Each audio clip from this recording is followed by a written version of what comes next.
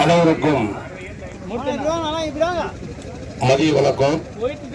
இந்த கிருஷ்ணகிரி மாவட்டம் மேற்கு பகுதியில் நடக்கக்கூடிய இந்த அத்திக்கட்டு திருவிழா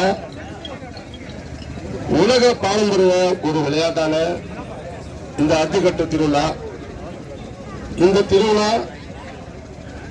நம்ம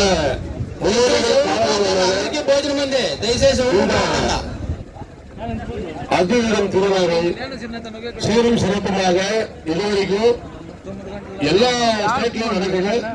ஆனா தமிழ்நாட்டில் நம்ம கிருஷ்ணகிரி மாவட்டத்தில் இது போன்ற ஒரு மிகப்பெரிய ஒரு கலாச்சாரம். ஏன்னா இந்த அத்திகரம் திருவிழா வந்து பாத்தீங்கன்னா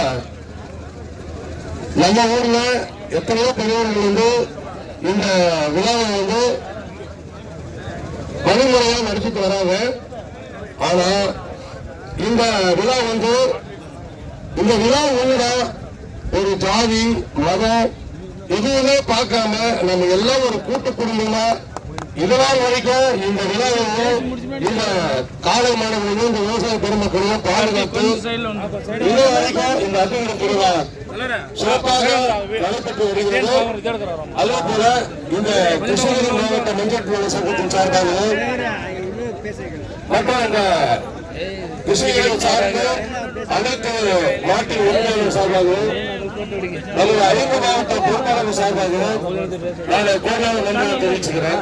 ஏன்னா இங்க இருக்கிற அனைத்து பெரியார்களும் விவசாய பெருமக்களுக்கும் கட்டாயம் நம்ம ஒன்றிணைந்து இந்த விழாவையும் மீண்டும் எந்த ஒரு தடை இல்லாமல் நாம வந்து இந்த அத்திகரம் திருவிழாவை கட்டாயம் நடத்தணும்.